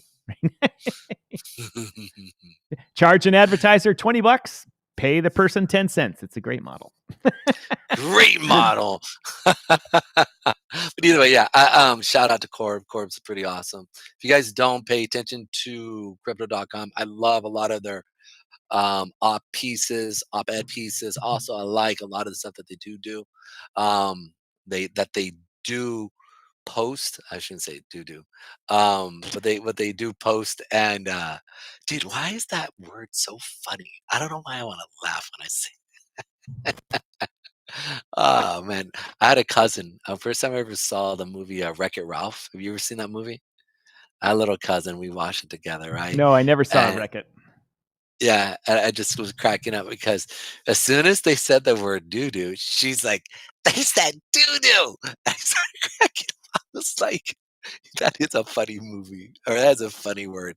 And they were laughing, and I'm sorry, I feel like a weirdo now. Anyway, so let's check out what is Bitcoin doing in relationship. Oh, that's what I want to talk about. All right, so I'm giving you guys heads up so you guys know a little bit of alpha here.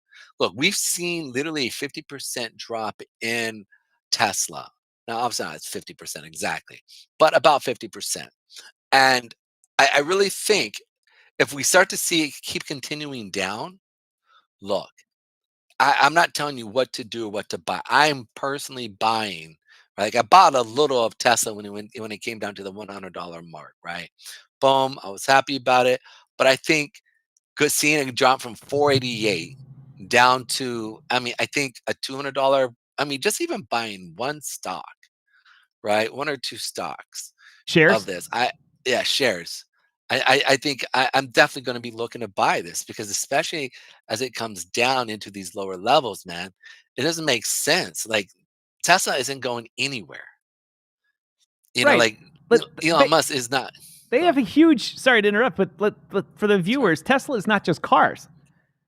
Tesla has a massive solar factory program. They have a utility program, which their batteries are providing backup for like they totally fixed the Australian power system by coming in within 6 months and saying we can come in and stabilize your entire grid with battery power. And Elon told them, if we don't do it, just don't even pay us. And they did it. And it's such a massive company now, and it's most of it, I would say, is outside the purview of these crazy liberals that are keying cars and wiping their poo on people's door handles. You're on mute. It's sad because what if somebody dies? Like if somebody really dies, somebody gets sick. What if a child gets really sick, and all of a sudden, like that person, like apart from many of people who drive Teslas, they are more central, lefts. They're not far lefts. Very rare. Most of the time you saw a central right to mid right. They're the guys who had trucks, big old trucks, big old Suburbans, and up to 6 months ago, prior to Elon, right? If you were a liberal, you were looking to buy what? A Tesla car. Right. So, like, you're all brothers. When I mean brothers, I mean you're all brothers from an ideology view. And going through and doing that, I just think it's absolutely like you're hurting your own family per se in your thought processes. And it doesn't make sense to me. You talk about like far left literally creating a division within within the Democratic or the Democrat Party. What Like almost a split. What's amazing to me watching these Tesla videos is how many of these people that are just so pissed off they'll go commit a crime, that they're all older white guys and white women. I mean, it's amazing. It's amazing how it's like just some random 60-year-old white guy is driving a car, and all of a sudden he just gets out and keys the car. He's like, ah! Or the one lady, I can't park next to the Tesla. Oh my God. It's like, where have all these people been, and what's pissing them? Why are they so pissed off in their life now at age 60? Is it because everyone else did better than them? But, a lot of them didn't look poor. They drove nice cars. They pull up in a Lexus and key a Tesla. I mean, I don't understand it. I just don't understand that liberal mental health issue, which causes you to go and commit a crime because of a perceived ideology, not an actual ideology, but a perceived thing that I have to follow the media telling me that Elon is bad all of a sudden. It's maybe they were all in on the game and getting the money. Maybe they were all these people keying Teslas and the old ladies. Maybe they were like, oh, I'm going to lose my USAID NGO contract now. Damn it, I'm ruined. Yeah. So they're pissed. So I don't understand where the rage is coming from. Where is the rage coming from? Is it pent up from something else? There was a multimillionaire who actually came. She got, I forget exactly if it was like a suburban. I think it was a white suburban. Maybe I'm not remembering right. But she was a millionaire, and it was a Caucasian individual or Caucasian female who jumped out, and she was a millionaire. Like, she's a known business person, and because Teslas have the video camera, right? She jumps out, she keys it, jumps back in her car, and drives away. And all of a sudden, she became famous again, right? Like, it's always easy to become famous committing a crime, Pedro. Yeah. There's a guy named Lee Harvey Oswald, still very famous. John Hinckley, very famous people. Very famous. Well, according to the JFK files, he might not have been the one to shoot him. Oh man, these people that read those things. I've read through some of them, and it's like they go out, they say, all right, here's the investigation which we talk about the secret shooter on the hill, and they go through it, and it could be this and it could be that, and the people online are like, see, I told you, see, I told you. But the very first sentence of that whole section says, this is just one theory that people have presented in which we investigate it fully. And then the last sentence says, yet none of this made any sense at all, and investigators fully debunked this theory. But in the middle, it talks about how they interviewed this person, and interviewed that person, and it could be the Russians, and all the stuff the investigators do, they go through it. And so the internet seizes on that and says, see, we told you. But the first sentence says, this is a theory, and the last sentence says, it was debunked. But they report on all the middle stuff. And so you just... Yeah, it's real. But what I find more interesting than anything is that we, as Americans, are sitting there and like I really just want to know who was on the Epstein file list. That's really all I really want to know. What a disaster that thing is, dude. And I want those guys tarred and feathered. That's it. Well, but I have. There's a lot of people that have been to Epstein's Island that are just there for parties or to visit and all that had nothing to do with that other business, and they're all going to get swept up in it. It's going to be like every rich guy. The only rich guy that's not on the list is Donald Trump, because he very famously ran into Epstein, I don't know, many years ago, and came out back then and said, this guy's weird, man, and banned him from Mar-a-Lago and said, no, he's not allowed there. And it's, of all the people, you think, and especially, the news people were like, or the left-wingers were like, oh, for sure, Trump's going to be on that. Then people are like, oh, no, here's a story from 2014 or whenever it was. Trump calling him a weird dude, and stayed away from him. But the other people on that list, even if you even just flew over the guy's island, the left wingers are going to crucify you. And I'm sorry, left wingers, the extremists on both sides are going to crucify you as being a pedophile. Just see, told you he's a pedophile. The whole government is just people that have their way with kids. Here's the thing, man. Like, everybody knew he liked his women younger, like real young. It wasn't a quiet thing. So, I mean, why would you want to party with the guy? Like, I mean, if I know that you're one of those guys, look how many people followed Diddy. Oh, you're right, and I never. Even Jennifer Lopez knew. So all these people knew that what was going on, and it drives me crazy. You're right. I didn't even think about that. You're right. Dude, Diddy. There's the new term, no Diddy. Like straight up, like it's that, dude. That is the craziest thing. Like, who would have thought when me and you were growing up, after what was it? That song that came out, not Ghetto Superstar. After Biggie died, the remix of it doesn't matter. It's just all right, man. So we got a lot of stuff happening this week from a financial standpoint. I'm looking forward to seeing some stuff. So we're gonna go over some of that stuff that happens. Also, when it looks to when the market here, we're having the end of the month switch over. That's probably what we should have went over, and I didn't. We'll do it tomorrow on Technical Tuesday. We'll go over the months, new months. It's also the end of the quarter, so we'll be going over the quarterly chart as well, checking how we finish things off, and kind of see what's happening. Gold here on a level is just screaming up. Look at that. Seen, dude, I mean, literally since, when is this? Not week. Let's check this out. Since 2000 since the beginning of the year, we've seen gold go from 2,600 to 3,300.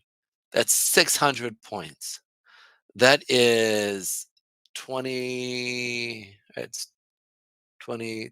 That's almost 35% increase since Trump's been in office.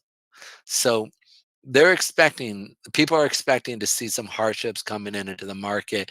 You can see behind me, I actually was going to talk about this today. We can talk about it tomorrow. It's about some indicators that are happening about job employment and hours being worked versus stock market keep going up. And so we're watching things kind of come back to a reality. The market is coming back to reality. The government is no longer trying to boost the stock market and keep people happy, right? It's actually they're trying to, long story short, stop quantitative easing, and they're trying to bring some tightening in, QT, which is going to bring some hardships to a lot of businesses, because the government goes through, and they, like you said earlier today, Tom, right? The government, when they put money into the private sector and employ, it ripples. You have a ripple effect, right? Yep. $10,000 is an effect of almost $100,000 to $200,000 effect, right? Because it causes new industry to pick up and get used up. So we're going to go over some stuff like that, and we'll check out some cool stuff tomorrow when it comes to the actual market and what I expect to see over the next 3 months, and hopefully I'll make some money, and you guys can check out, do what you want. So that's a good point. I've taken some time off from the markets as I was away, and actually away physically and mentally, having fun skiing with my daughter and stuff like that, and just doing general father-daughter stuff. And I didn't really pay attention to the markets. Interestingly enough, Pedro, and I know you know this feeling, is that when you're paying attention to the markets every day, you know the charts, and you can look back and say, oh, that, but for a long period of time, you can remember what you looked at, how you analyzed it, even if you didn't trade. Say, oh yeah, I remember it dumped, and then it did blah, blah, blah after it. And the past I looked at the Bitcoin chart this morning, and it was like looking at a new pair of shoes. You don't know how they feel. You don't know how. It was very strange. It was very strange. I was like, man, I don't know where this. The past 7 days, I haven't looked at this thing. And so I don't. Did we consolidate? Did we do this? Did we do that? Where was the volume? Did China do something crazy? Did the Asia Open go nuts? Not zero. And so you got to get back in that. Got to get back in that, and I'll be. Well, I've already started that process here of getting back into it, and getting back into my my demo account trading. I've moved the bulk of my practice trading from little bits amount of money into actual demo trading using the correct amounts of money, so I can have the right mindset and do the calculations in my mind correctly. And let's see where this goes. I like it. I like it a lot. All right, guys. Thank you so much for coming in today. We will be here same bat time, same bat channel. So thanks for coming in. Oh, let's do a little. Also, don't forget to look both ways across the street, and don't look directly at the sun. It'll blind you. Words from the wise from Pedro Garcia, the crypto chart analyst. Oh, take it easy, guys. All right, ladies and gentlemen. As usual, my name is Tom, otherwise known as Striking. The man in the box next to me is Pedro Garcia, the crypto chart analyst. We'll be here tomorrow. No ICERAID update today. They've delayed that. So we'll see you tomorrow for Technical Tuesday. So be there.